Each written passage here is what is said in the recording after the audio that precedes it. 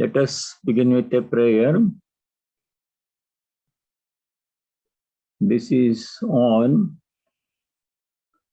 page 94 of the book Universal Prayers, the top of page 94 from the Bhagavata Puranam.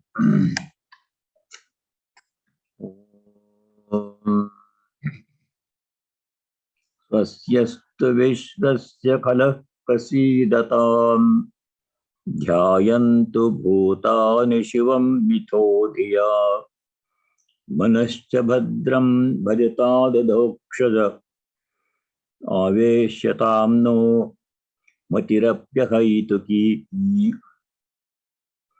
Om Shanti Shanti Shanti.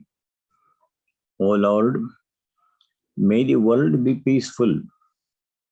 Vishwasya Swasti Astu. May world be peaceful. May the wicked become gentle. Kalaha Prasidatam. Kala means wicked people.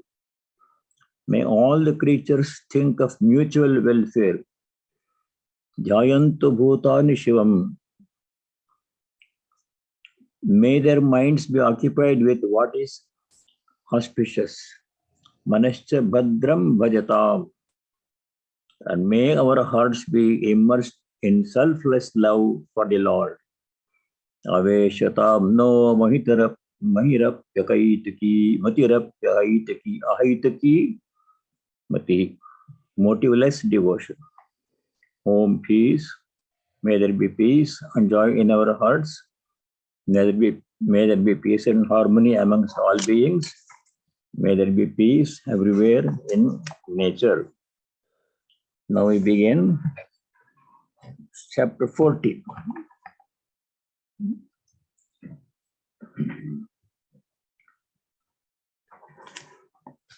One thing to remember from chapter 13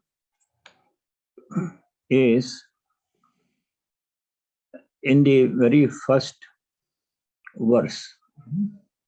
Chapter 13, first verse is Idam Shariram Kaunteya Kshetramit Vidiyate Etadyo Vetitam Prahu Kshetrajna iti Tadviduhu. This Sharira, body, when we say body, it includes subtle body, mind, and all its functions. Mano, Buddhi, Chitta, Ahankara, they are all functions of the body, collectively called subtle body, Sukshma Sharira. Idam Shariram, this whole body, O Arjuna, Kaunteya, is called Kshetra. Because like a field, Kshetra means a field, all actions happen in the body, mind, and all the fruits of actions are reaped in the body, mind. And what is the Kshetrajnam? Etad yo veti tam prahu Kshetrajna iti tad viduhu. Those who know, they say, this Kshetrajna is the conscious principle which knows, veti. The knowing principle, consciousness in us. The Kshetra is the material part, Kshetrajna is the consciousness part. That is the main idea from the 13th chapter. And the second most, probably the first most important idea is in the I got to 14. In the second verse of 13th chapter, you get the page number.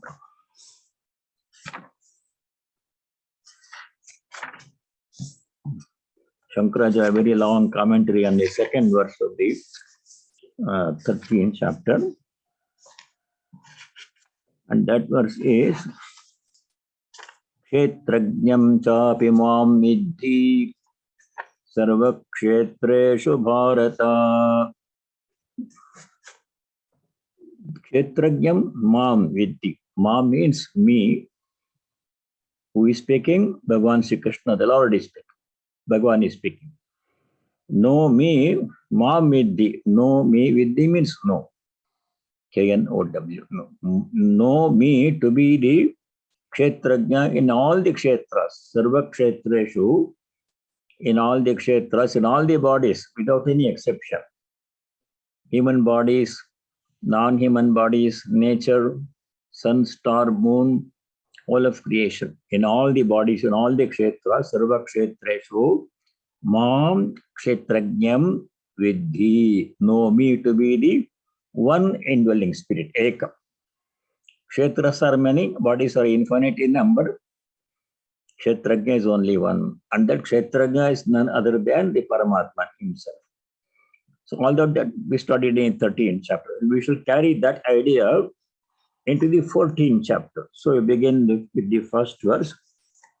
The 14th chapter, as the title indicates, Kshetra, Kshetrajna, Vibhaga, Yoga. No, sorry, it is called Gunatraya Vibhaga Yoga. I'm still in 13th chapter. Three gunas, Gunatraya Vibhaga Yoga, three gunas. Sattva, Rajas, and Tamas. What are they? Why we should be concerned about the three gunas? How do they affect our life, our personality, and how to transcend, overcome the three gunas? These are the topics in the 14th chapter. Somewhat easy chapter, not much difficult. So, first verse, Sri Bhagavan Vacha. Bhagavan Sri Krishna says, Param bhuya pravakshyami jnananam jnanamuttamam yajñātvā munayas sarve param siddhimito gata. One says, this chapter does not begin with a question from Arjuna. Bhagavan himself continues this his explanation about real knowledge, and the topic is three gunas.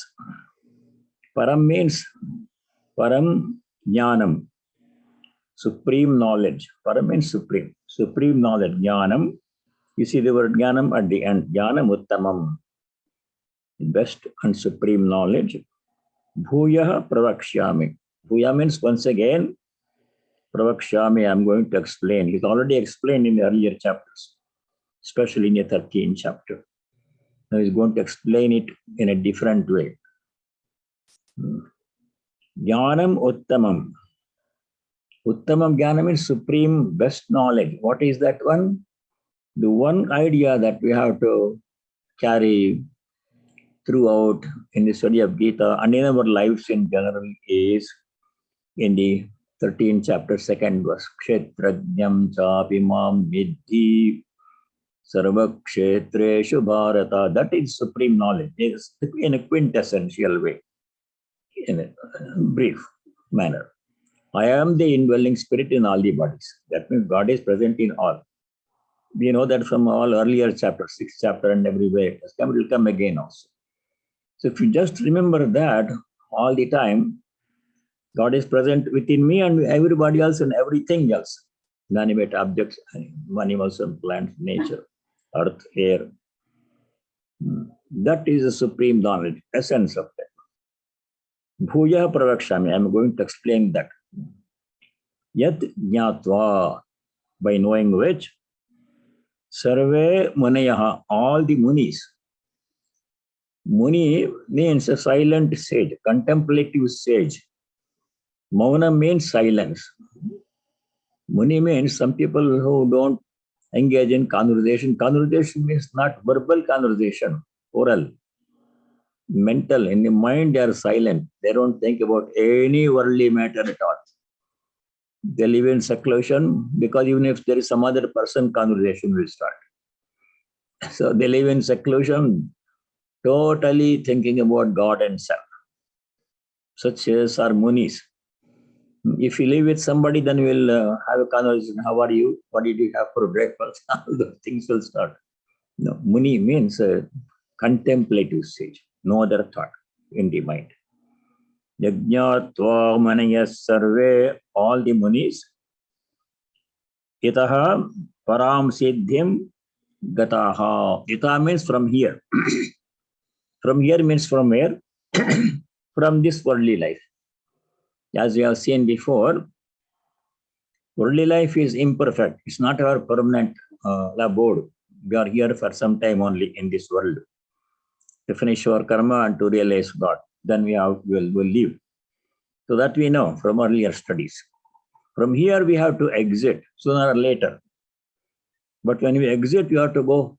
The next step should be liberation, not another birth. If you want another birth, then there is no problem. We can have it any number of births.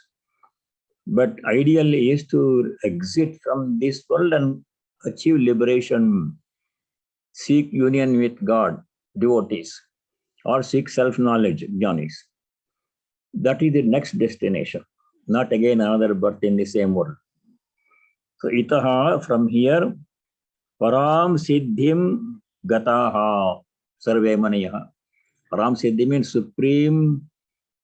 Siddhi means perfection or moksha. In the commentary, Shankara says here, siddhi means moksha, liberation from this world.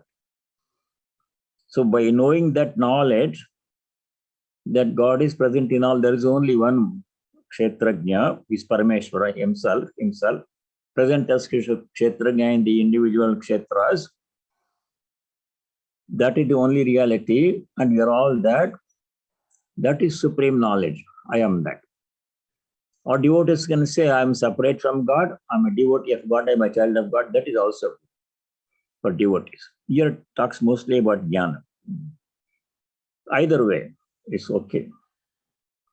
I am a child of God, devotee of God, I am a servant of God, dasa. All those attitudes are very good.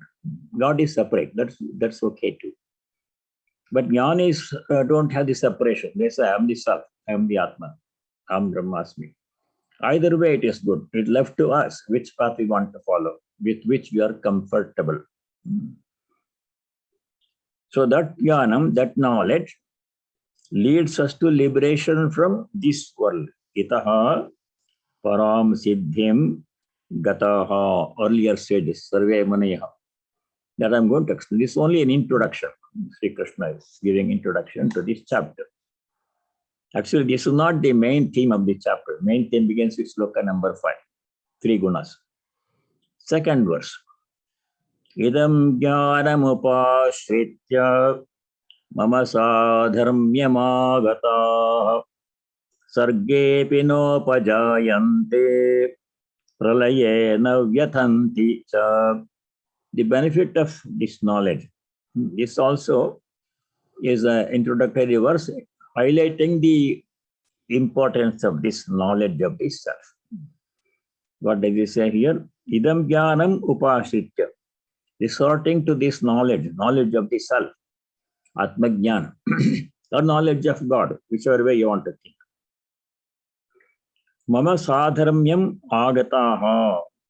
Those sages, sarve maniyaha, mentioned in the earlier verse, they achieved oneness with me. Mama sadharmyam agataha. Dharma also means a quality. Dharma means virtue. Dharma also means quality or status. Mama sadharmyam, they become like me. Bhagavan is saying, they become one with God. By knowing this knowledge, Mama sadharmyam agataha. What happens to them? They are never affected by anything, creation or dissolution. They remain absolutely unconcerned by what happens in this world because they are united with God. If I am separate from God, I am a living being, individual, then I go through all the ups and downs of life. I have this life, my name is this, this is my family, this is my body, this is my money. If I keep separation like that, then I will go through all the ups and downs of worldly life. The birth and death and all the things that happen in between, I am subject to those things. But if I am one with God, none of these things affect me. Creation does not affect me, dissolution does not affect me, nothing affects me. I am safe. In perfect union with the divine. Sargepi na upajayante. Those jiva, those people liberated souls who are one with God, they are unaffected at the time of birth. They don't take birth. Sarga means creation. The time of creation, na upajayante. They don't take another birth in human form or any other form. Birth in any other form other than human form is like animal is more misery. They only have to work out their karma. Human birth is the best birth because as human beings you can achieve God, realize our true nature. So anyhow, no rebirth for them. Sargepe no pajayante, no rebirth at the time of creation. Pralaya, at the time of dissolution, now yatanti, they don't worry about it. They are not affected by creation or dissolution. They remain permanently united with God, one with God, or permanently united as separate jivas. Is their choice. There are two options here.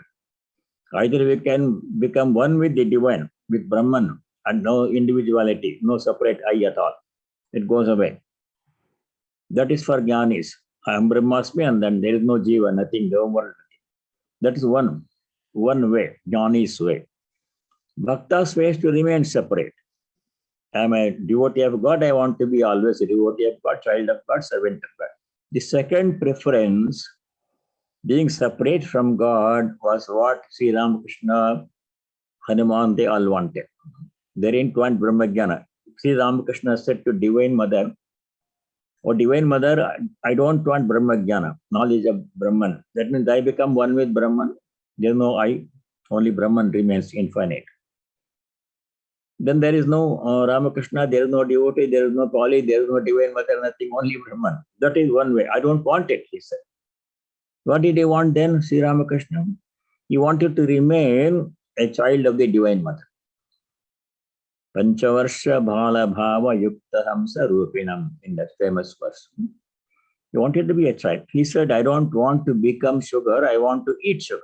Separation from God. That is devotee's preference. Jnani's preference, one with God. Hanuman also said the same thing. Hanuman said to Sri Ramachandra, when Sri Ramachandra Swami asked Hanuman, what would you like to have? I want to give you a boon. Hanuman said, I don't want liberation, Brahmajnana, because then there is no Rama, there is no Hanuman, there is no Prabhu, there is no Dasa. I don't like that. I want to remain separate from you as Hanuman, your servant. Then what does Hanuman really want? He says, I don't want liberation. He says to Rama. Then what does he want? Hanuman? Hanuman says, as long as your name is taken anywhere in this world by anybody, Rama's name, Ramnam Sankirtan is done, there I want to be present as Hanuman. I want to keep my individuality as Hanuman. I don't want to lose it. I don't want to become one with you. Please grant me that much. That was Hanuman's request. That is what many devotees want. They want to remain separate as devotees of God, child of God, servant of God. God is my mother, God is my father. I am God's child. I am God's child. That is what they prefer, devotees, some devotees. Some people don't want the separation. They want to merge in God. Only God remains. So our choice, which one we want. That goal we will reach when we have this knowledge that all God is only one, He is present in all in the same way. That's what we studied in the 13th chapter. Sloka number 27, chapter 13. There Bhagavan Sri Krishna said, very important verse, quoted by Swami Vivekananda-ji, 13, 27, 28, both. There Bhagavan had said, Samam sarveshu bhuteshu tishtantam parameshwaram. Sarveshu bhuteshu, in all the beings, good beings, bad beings, evil people, wicked people, saintly people, animals, nature. Samam tishtantam parameshwaram. The Parameshwara, Supreme Lord, is present in the same way. Although his manifestation, appearance is different from being to being. Saintly people, his presence is very clearly visible. In wicked people, his presence is there but hidden under layers of ignorance, not visible. Na prakashate, does not become visible. Layers of ignorance are covering God's presence. That's all the difference. That's why people are good and bad, though God is present in all. That is true knowledge. When we have that knowledge, that in me also God is present. I may not be fully aware of God's presence. I may not be able to experience God's presence right now because I have this individual personality attachment to body, mind. I'm this body, mind that I'm having. That ignorance is covering the presence of knowledge in me, presence of God in me. But I am truly, God is present with me. I'm one with Him. Even that is true even now. Though we are not aware of it, truth is still there. Truth is not dependent upon my awareness or not. So that is the knowledge. For people who have such knowledge, then there is no birth, there is no death, there is no suffering between birth and death. So Hanuman, people like Hanuman, Sri Ramakrishna, they didn't want oneness with God. They want separation. So to complete the Hanuman story, this is what Hanuman said to Sri Ramachandra when he was asked by Sri Rama what he wants. He says, Yavat stasyati te nama loke mama kalevaram tavat tishtato rajendra varo yamme abhikankshitaha. Hanuman's famous request to Sri Rama. You cannot beat that one. What Hanuman asked, tremendous. He says, Yavat loke tavanama stasyati. He says to Sri Rama, in this world or any other world, wherever your name is taken, tavanama stasyati. Rama's name is taken. Ramnam Sankirtan is done, Rama Puja is done, Rama is worshipped. Wherever, by whoever worships you, and anyway, in any loka, any form. Tavat mama kalevaram tishtatu. So long my body may remain. Hanuman. So Hanuman is present even now. Sri Ramachandra granted. Hanuman is Chiranjeevi. Chiranjeevi means present all the time. As Hanuman is present. People have seen him. Raja Maharaj saw Hanuman when Ramnam Sankirtan was going on. Tavat mama kalevaram tishtatu. So long my body as Hanuman. Ayam varame vekankshitaha. This is my most cherished boon. Grant me this much. Liberation, Brahmajnana. If you give me liberation, then separation will not be there. Rama, Hanuman all merge into Brahman. Name and form all goes away. Now I don't want that. I want it separate. So it is our choice. Which one we want? Either way, it's okay. Liberation. Liberation can be two ways. Liberation means freedom from suffering, birth and death, everything. Either as a devotee, staying with God permanently, eternally, or merging with Brahman, eternally. So that will come from this knowledge. That's second verse. Verse number 3 and 4, a little bit going back to the earlier chapter, but verse number 5 is where we begin the Triguna, Satya, Sattva, Rajas, Tamas study. So verse number 3. Mama yo nirmahad brahma tasmin garbham dadhamyaham sambhava sarva bhutanam tato bhavati bharata. Fourth one also. Sarvayo nishu kaunteja murtayas sambhavanti ya tasam brahma mahadyoni aham bija pradah pita. Here, the process of creation, formation of the bodies, which is a combination of Purusha Prakriti, as we saw in 13th chapter. All bodies, all beings are a combination of Purusha Prakriti that we studied in 13th chapter. How that happens is explained in human terms. Should not be taken literally. If you take it literally, these 3 and 4 will be a cause of confusion. So what he's saying in this verses 3 and 4 is, Prakriti is the material part that we know from 13th chapter. And consciousness is the divine part, God's presence within us. So it is the Lord Himself who puts this consciousness into the material part and beings come into existence. So that is explained here. Mama Yoni. Yoni means the seed or womb, source.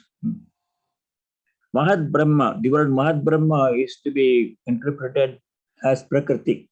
That's a very anomalous usage of the term. In the commentary, Shankara says, Mahat Yoni means Prakriti, material partiness, physical partiness in all the beings.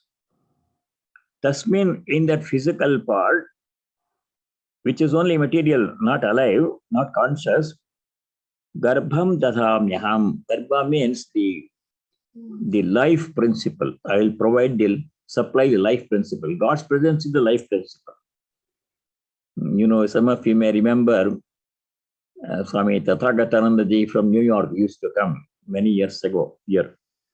And he would offer with great force with his fist like this, banging the lectern. God is life.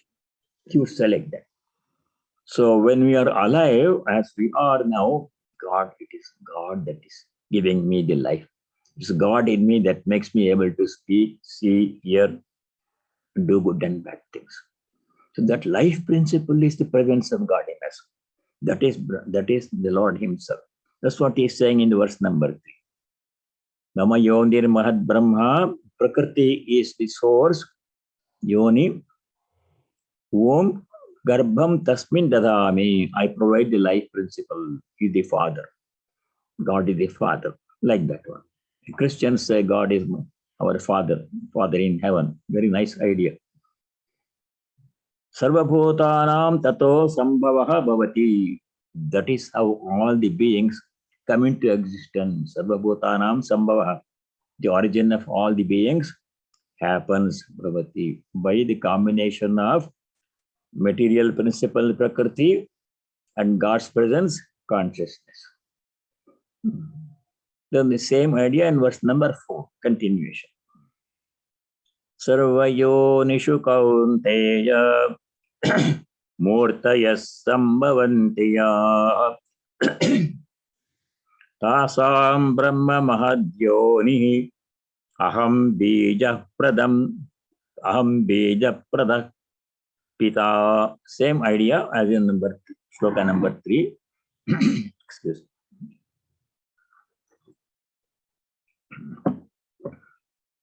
So Arjuna, Kaunteya means Kunti sir.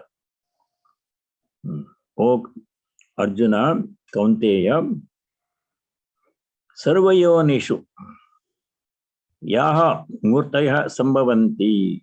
Whatever forms, beings spring up from all kinds of wombs. Yoni. It can be a Manushya Yoni, human birth. It can be a Mriga Yoni, animal birth. Or it can be a Gandharva Yoni, birth as a Gandharva, higher beings, higher than human beings. Other beings are there. Siddha, Yaksha, Rakshasaha, Manushyaha. All these are different yonis, different species, or different kinds of beings.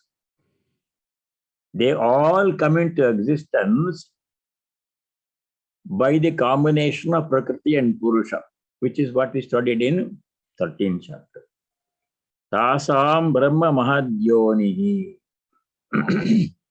Prakriti is the source, the foundation, material part. Aham bija pradaha. I am the provider of the seed. Seed here means consciousness in us, God's presence in us.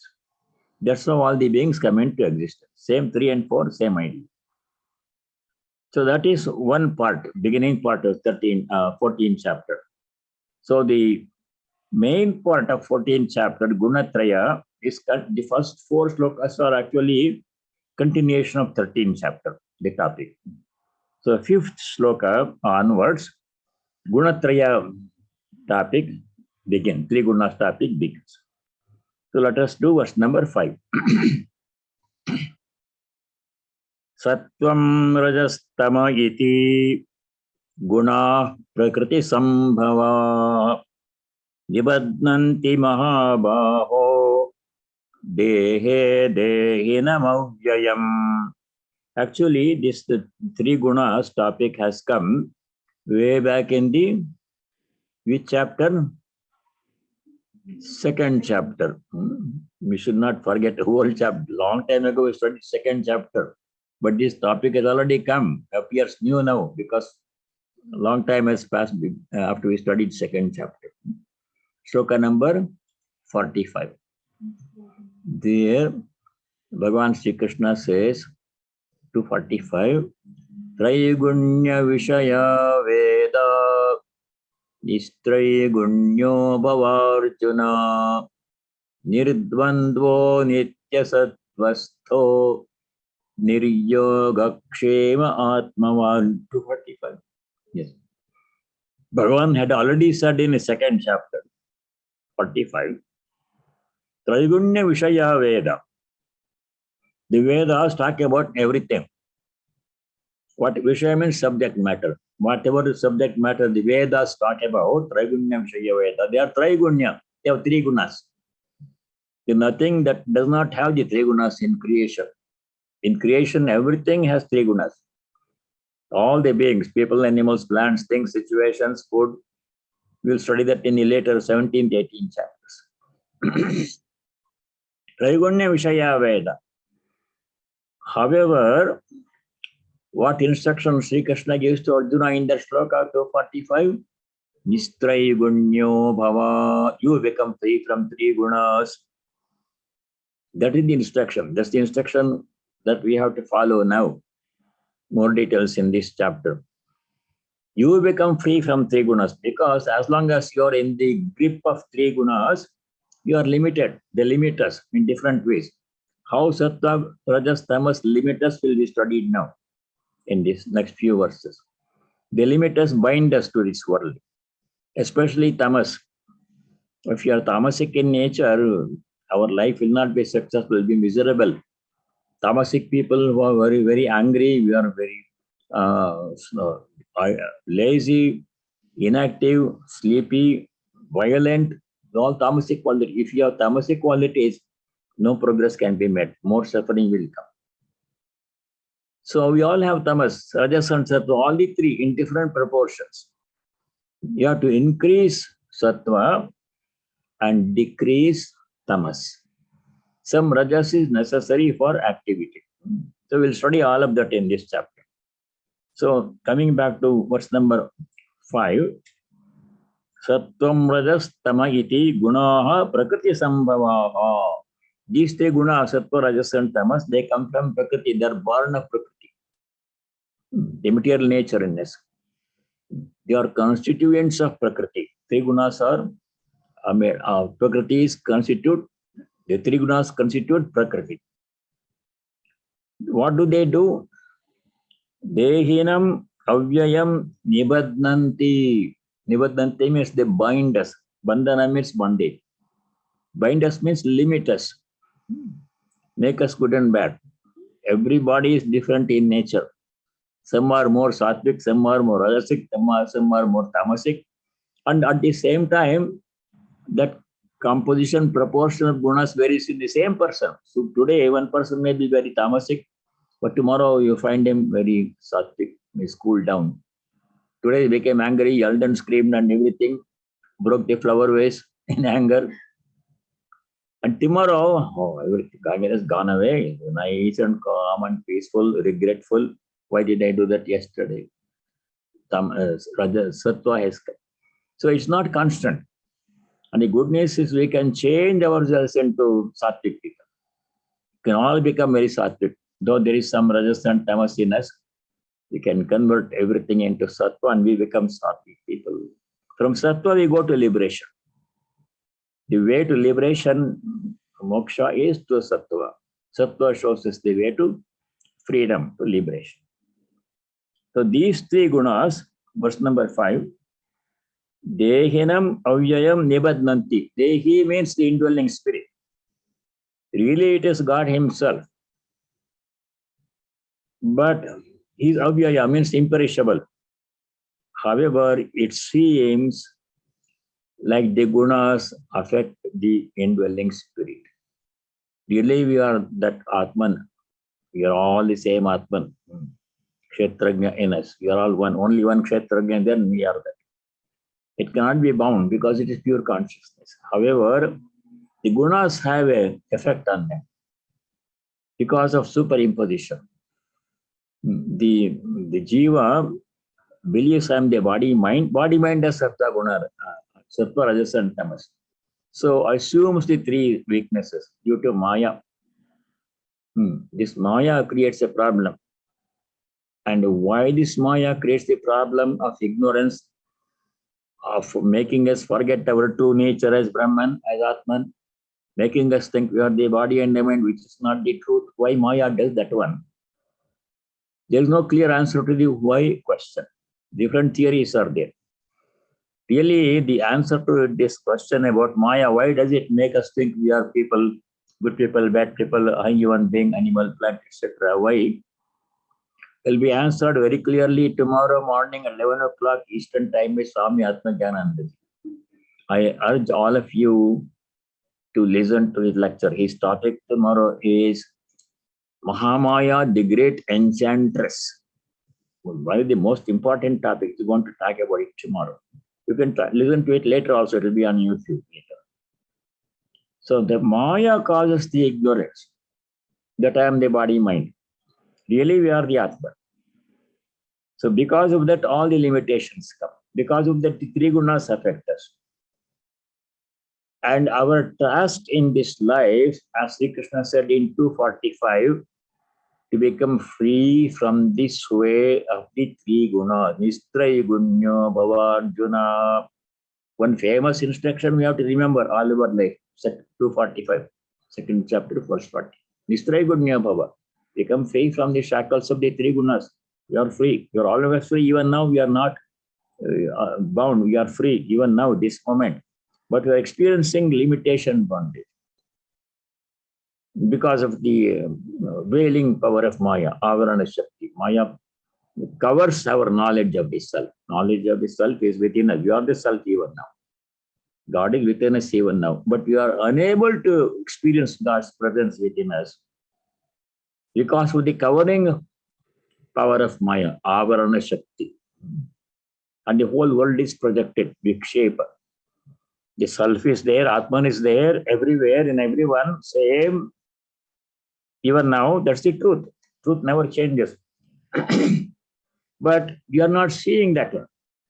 We are not seeing God. We are seeing the world. All good and bad, suffering, pain, pleasure, that's what we are seeing. That means the whole world is projected on top of the divine presence within us, which is free from all suffering, infinite, eternal. Who does this one? This projection creates this illusion, Maya. Why does she do that one? Only the Creator knows. We cannot answer that question. We can understand what is Maya, how to overcome it. Solution is available. Maya is Anadi. Anyway, Swamiji will explain all this about Maya tomorrow very much in detail. So these three gunas, coming back to verse number 5. Sattvam rajas tama iti gunaha varna prakriti sambhavaha. What do they do? Dehe, in this body, dehinam nibadnanti, they bind the indwelling spirit. Our buddhi is rajasic, tamasic, sattvic. We will study that in the 17th, 18th chapter. Buddhi can be sattvic buddhi, our buddhi, our mind, our thinking power can be sattvic, rajasic, tamasic. Some people have sattvic buddhi, they always make the right choices. And they follow all the rules of morality, yama niyama. They don't tell lies, they don't cheat, they don't steal, compassionate, serving other people. That is all sattvic buddhi. This morning, one devotee came here. Today, Saturday, our Karma Yoga day. One devotee came and he was explaining to me, he wants to donate food to poor people. There was a collection box in our center. People can bring and put food in it. Groceries, they can put in it. They can put in that box. Periodically, we take that box and put it to the Manna Food Distribution Center. It goes to the poor people. He wants to do that one. Then I asked him, why do you want to do that one? He said, that is my desire to help poor people. And I asked him, why do you do that? And he said, do you want any name or fame or recognition? No, I don't want anything. I want to realize God. I want to have devotion to God. This is my way of doing it. He said, go ahead and do it. So that buddhi is sattvic buddhi that person has. Some people have the opposite buddhi. If they see somebody's property laying there, they will grab it and take it away. Opposite action they will do. See, both same people, human beings. Some people have sattvic buddhi, sharing what they have with other poor people. Some people have tamasic buddhi, grabbing other people's property, stealing, cheating.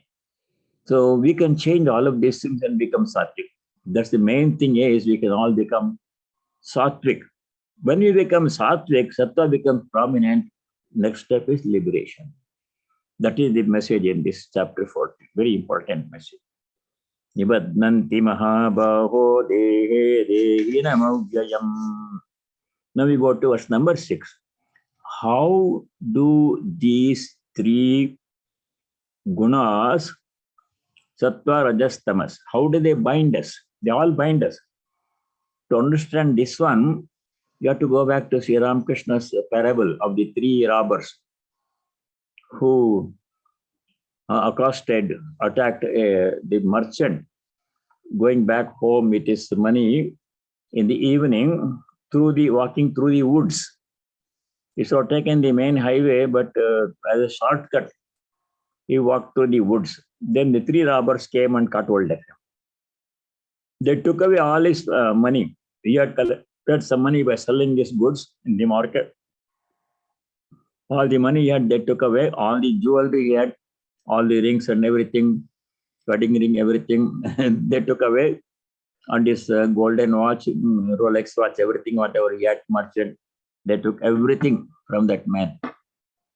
Now the discussion arose between the three robbers, among the three robbers. One robber says, let us kill this person, because if we leave him alive, he will go and call the police. They will come and catch us. So we should kill that man. One robber says, first robber. Second robber says, no, why to kill him? Let us tie him to a tree with a rope, and then we can run away far from here. By the time he releases himself, a tiger may come and eat him up also. We don't have to kill him. Let us tie him up to a tree. Second robber's suggestion. Third robber says, no, why to tie him up? Let us leave him alone. We have taken everything that he has anyhow. By the time he walks and finds out his village, we will be far away from here. No need to kill him or tie him. Third robbers. So what they do, after some discussion, they decide to tie him up to a tree. Second robber's suggestion. They tie him up with a rope to the tree, and then they all run away. So this man is struggling to free himself.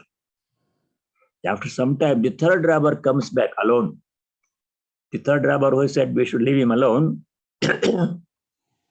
he comes back and unties the knot, the rope, and makes him free. And shows him the way to his village.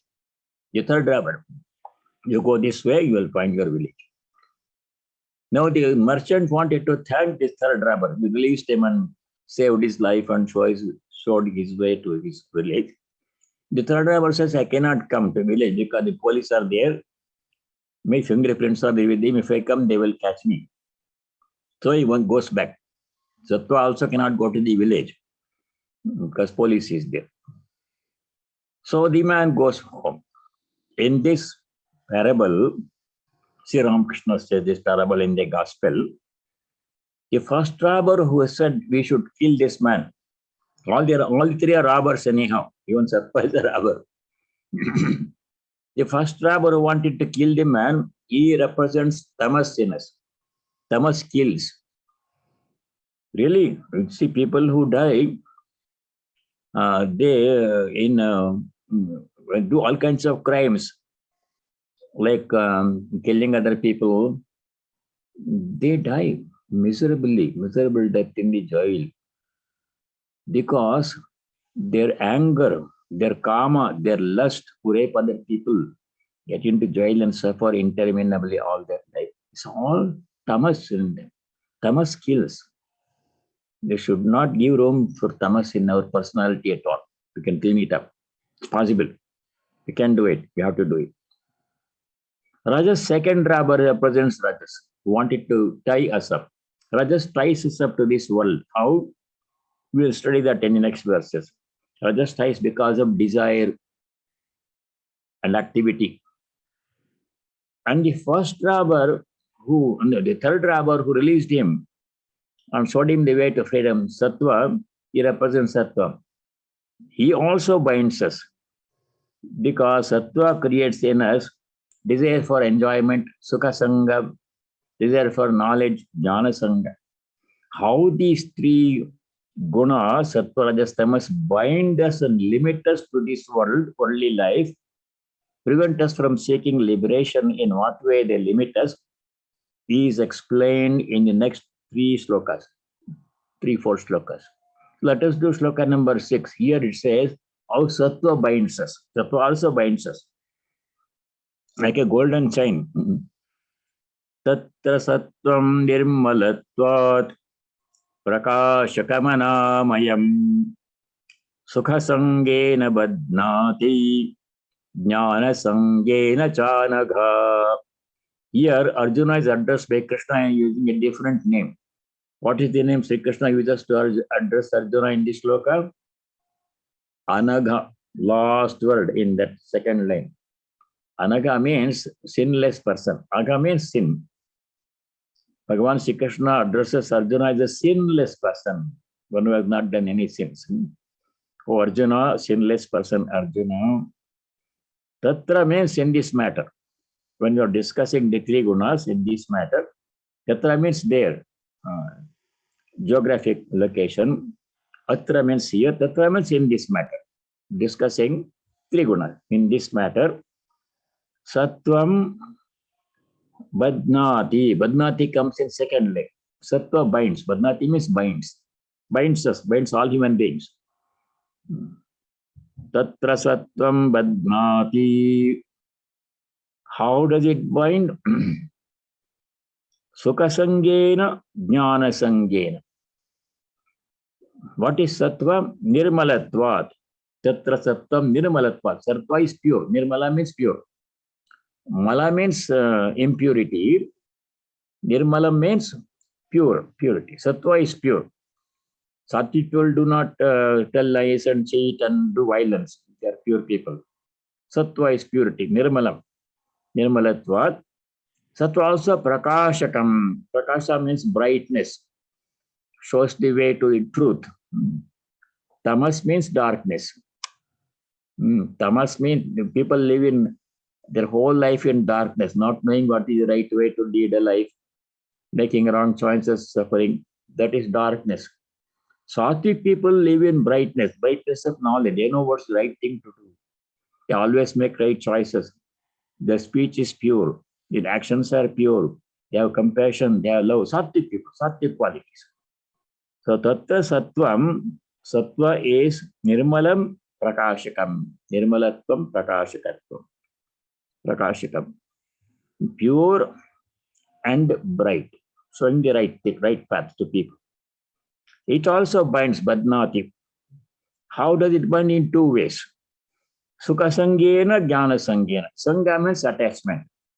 Even more important word in all Gita is Sangha. They come so many times. Attachment. Sukha Sangha. It is Rajas, it is Sattva that wants us to enjoy things. Sattvic pleasures. Happiness. Seeking happiness in the world where you cannot really find it. That you have known before. Will come again. This world where we are trying to find happiness is described as Anitya, Asukha, Dukkhalaya. 3 words come in chapter 8 and 9. That we already have known that one from earlier study. Anitya means temporary. It is that today, tomorrow it is not there. Asukha means no happiness in this world. Temporary pleasure. Dukhalayam, house of misery. You know that from earlier studies. So in this world, we seek happiness because sattva makes us seek happiness. I want to be happy. It's not a bad desire. Actually, we all want to be happy. That's the goal of life, totally. But the happiness we get from the world is not true happiness. It's temporary, changing, conditional, goes away, creating misery at the end. But true happiness means Atmananda, knowledge of God being the greatest kind of happiness. Atmananda or Brahmananda. That is true happiness. That we have to seek. We are seeking that actually in wrong ways. We are seeking the knowledge of the self. We are seeking bhakti, pure devotion, which gives eternal, infinite joy. Bhakti gives infinite joy, eternal joy. Jnana means infinite, eternal joy. We are seeking that actually, all of us. But you are seeking and in the wrong places. Worldly things which they cannot give. So it is sukha that causes, it is sattva that causes the attachment to happiness. Sukha sangena badnati, jnana sangena chanaga. Jnana sangha means attachment to knowledge. It is both good and bad. Depends upon what kind of knowledge we are seeking. If you are seeking worldly knowledge of the physical world, all the sciences, technology, social sciences, humanities, that kind of knowledge, that is, what is it called? Aparavidya. That kind of knowledge is necessary to some extent. Otherwise, we'll be totally ignorant. We should study some branch of that knowledge for meaningful life, decent life in this world. But that's not permanent. It's only limited to this life. It will go away. When the old age becomes memory fades, old age comes, the memory fades, we will forget whatever you have studied in a school and college and university. But it served a purpose. It was important at a certain phase of life, stage of life. So that is one kind of knowledge. The second kind of knowledge is, what is it called? Paravidya, supreme knowledge of God, knowledge of self, Atmajnana or knowledge of God. That is what we have to see. Sattva makes us the desire also. It is sattva in us that makes us want to know God. Many people don't have that strong knowledge, strong desire to know God. They're very vague, oh God, somewhere, not very clear, not much interested, not enthusiastic. Very enthusiastic about worldly things, success and fame and money. They are their life, rajasic kind of life. But sattvic people want to know God. That is sattvic desire. Desire must be sattvic desire. So sattva causes that desire too. So in that way, sattva is good. So verse number 6, Tatra sattam nirmalatvat prakashakamanam sukha sangena badnati jnana sangena chanaga. So sattva is to be practiced. We should become sattvic. That means we should subdue, overcome rajas and tamas, especially tamas. Some rajas is required. So we'll go to verse number 7, where Bhagavan Sri Krishna says how rajas binds. So how sattva binds, we know. Rajas also binds. In his story, the second robber, Rajas, representing Rajas, he wanted to tie that merchant to the tree, binding. So we are bound to the world. When the world is limiting us, Rajas does that one. How does it do? Verse number 7. Let us do. Rajo ragatmakam vidhi Krishna sanga samudbhavam Tannibadnati kaunteya karma sangena dehinam. Rajaha, rajoguna, badnati, tannibadnati, tat nibadnati. Badnati means binds. How does it bind? Karma sangena badnati. Karma sangha means attachment to work. Karma means work. Sangha means attachment. We're all attached to work. Whatever work I do, I become attached to it. And I become attached to the fruits of work also. Karma, phala, both. That we know from all the Karma Yoga chapters earlier. Attachment to karma, phala. Why does attachment come? I'm doing this work. I'm the doer. I want to get the benefit. If I do this, I'll it will bring this much happiness. As all that thinking is because of rajas. Rajas makes us become attached to karma, karma phala. Karma sangena dehinam badnati, binds the self, the indwelling spirit, the jivatma. Rajo ragatmakam vidhi. What is the quality of rajas? Ragatmakam. Raga means attachment. How attachment comes? Raga means attachment. Sangha. Raga means uh, attraction towards some object or experience or person. We'll study that in a little bit detail now. We already have done it in second chapter. Rajo raga atmakam vidhi. Rajasi is essentially of the nature of attachment. Krishna Sangha Samadhavam. It is born of, it is the source of two things. Krishna Sangha. Krishna means what? Krishna really means thirst. When we become thirsty for water, that is Krishna. Krishna here means desire for objects and experiences. We all have desire for worldly experiences, happiness and pleasure, food. We do many things to gain happiness. That is Krishna, desire for happiness. Sangha means attachment. The world is a very sticky place. Whatever you see, you become attached to that one. We become attached to people, animals, and plants and things in our body, our karma phala, they become attached to everything. Like entering into a dark place where all the walls and everything is coated by a film of a suit, black suit. No matter how careful you are, you get something will stick to you. The world is like that. So we have to become free from attachment. It is rajas that binds us, makes us attached to things. Krishna, rajas makes us have desire. Krishna, desire. Sangha means attachment. These two are caused by rajas, rajoguna. Tanne badnati kaunteya. How does it bind? Karma sangena, attachment to karma. Rajas people are very active, very energetic. They always are doing something. They can never sit down and quietly relax and contemplate. Very difficult for Rajasic people. Mind is so active. I want to do this, I want to do that. Even some unnecessary things they will do. They want to be active always. They can't sit down and relax. Rajas makes them, drives them to do so many things, necessary, unnecessary, whatever. The quality of Rajas, karma sangha, attachment to birth. Always want to do something. You can see small children, 2-3-year-old toddler, you can't make them sit quiet. They're always doing something, pulling this, pulling that, and climbing on top of that. And no matter how many times you say don't do, they keep doing the same thing. The people are like that by nature. That is Rajasic tendency.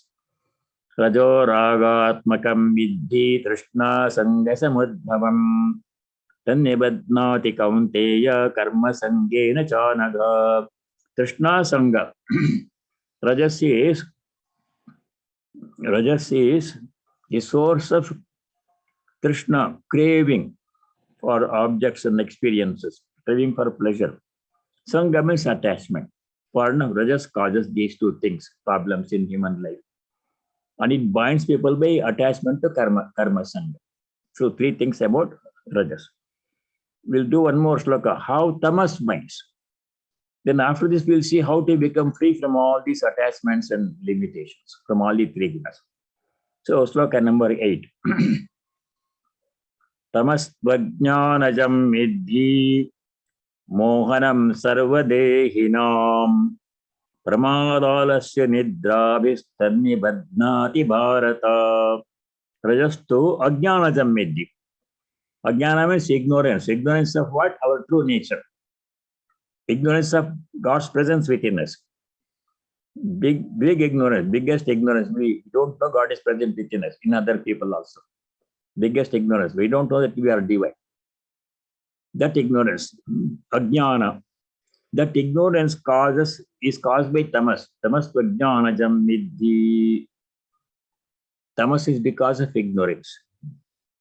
Mohanam sarvadehinam. It deludes all beings. those who have bodies, all beings. Tamas dilutes due to ignorance of our true nature. What does tamas do? Pramada alasya nidrabihi tat tamas nibadnati. It binds people by three things. Pramada alasya nidra. Pramada came earlier, it will come later too. Pramada means not doing the right thing, not knowing the right from wrong. Aviveka. Viveka means being able to discriminate, differentiate between right and wrong, between real and unreal. Pramada means absence of that discriminating ability, making wrong choices, not knowing what is right to do. There's pramada. Or pramada also means forgetfulness of our divine nature, forgetting that God is present within us. That's also pramada. Pramadaha alasya means laziness, unwilling to do any work, want to sit down and watch TV all the time. They become couch potatoes, as they call here. There is so much work is to be there to be done. No, just watching TV with the remote. Some Winter Olympics is going on. Now there is always something going on, basketball or football or something, or baseball or some other movie or something going on, not working, doing the work required. That is alasya, inactivity, laziness. Pramada alasya nidra. Nidra means sleep, always wanting to sleep. Just to sleeping, that is better than doing any activity for tamasic people. That's how tamas binds.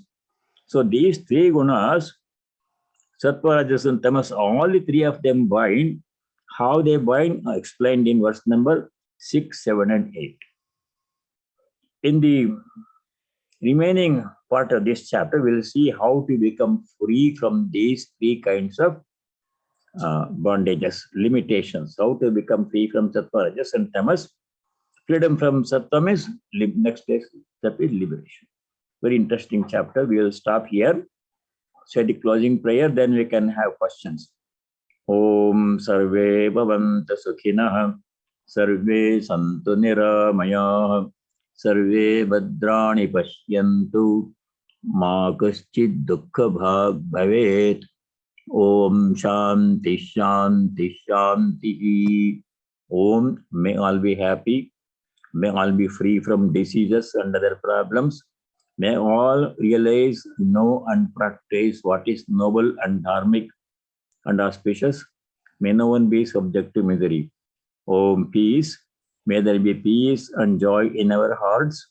May there be peace and harmony amongst all beings. And may there be peace everywhere in nature. Harihi Om Tat Sat Sarvam Sri Ramakrishna Arpanamastu. All of you stay well, and if you have some points to discuss. Yes, Radhe Radhe Swamiji. My question is, what can we do when you have the deepest sympathy and love and compassion for those who you know that they are right there. They're in the rajasic or tamasic mode, and the choices that they make, and they affect you directly in a relationship, and you're really compassionate about them. It's not that your intention is to somehow prove that you're right or wrong, but somehow you have a very deep compassion and love and empathy for them, and you feel for them, how their soul is suffering, and you really feel for them. What can one do to, what can one do to Help them. liberate ourselves, rather? Because I think what I suffer from is, I understand that there is the karmic thing. They came with their gunas, which is not implication of my actions, but the gunas are like that. So when you understand the knowledge, what can we do to that situation? That means how to remain unaffected by their actions. They affect you because they are there in your life in some capacity or relationship, and they are predominantly Rajasic or Tamasic people with a little bit of Sattva, how to deal with them? Is that the question? Yeah, it used to be that question many years ago, but now I'm not directly that much connected to them, but I'm indirectly connected with them because my kids are in between. And I pray for them every time. I pray for them to God and say, please bring them close to God, please bring them close to you, so that show them the way. You can pray to God to put them on the right path and show them the way. You cannot change anybody's life, really. Even to change our own life is very difficult. Much more difficult to bring about any change in somebody else's behavior. We cannot do that one because their karma dictates how they behave. Present environment also dictates how they behave, where they live, how they live. Past karma dictates their activity, their thinking, their samskaras. You cannot do much about any of those things. Best thing is to pray for them. If you can do some help, sometimes they make it difficult for the help. People who need help, they make it difficult for others to help them. That's sometimes it happens. So whatever you can do in terms of help, you do. If not possible, just pray for them. What else can be done? The book I joined in little bit late. The book that you're referring from, like the verses and chapter, what book is that, Swamiji? I didn't get the second part. What? Oh, you were referring to some verses and page numbers and chapters. So which book are you looking at? Oh, the Gita book that I'm using? Yes, sir. Yes, sir. That has Shankara's commentary in Sanskrit and English translation. It does not have word by word meaning. This is translated by a very famous Kerala scholar. His name is Warrior. I'm talking to that. Krishna Warrior. Warrier. Warrior. That's the last name. Krishna Warrior. He translated the shlokas, original shlokas, and Shankara's commentary into English. It does not have word meaning. Yeah, can I purchase this somewhere? Yeah, it's available in all Vedanta bookstores, Chicago. Our bookstore probably has also copies, and Hollywood has, St. Louis has. Krishna Warrior, Gita. Krishna Warrior. Okay. Yeah, Srimad Bhagavad Gita Bhashya of Shankaracharya with Krishna Warrior. That's the book I am following now. I'm on the call. Wait, Kanna. But the problem is it does not have word by word meaning. It has only the shlokas and the commentary and English translation. Yeah. Swami, I can try to send a PDF link to Devi and she can forward it to everybody. You have that one would copy? Be really, that would be really nice, yeah. PDF link and I will forward it to Devi and she can forward it. If this lady can contact Devi, it'll be good. Okay. Yeah, You can buy it from any bookstore. I'm not from North Carolina, and usually I don't join. I'm from Texas, and I'm from Allen. So once in a while, when I get the chance, I join. So if somebody can put it in the chat, I'll copy that and maybe try to get it, or I'll drop the email address in the chat. My email address in the chat. Is that? Yes, please put the email address in the chat. I'm unable to do it right now, but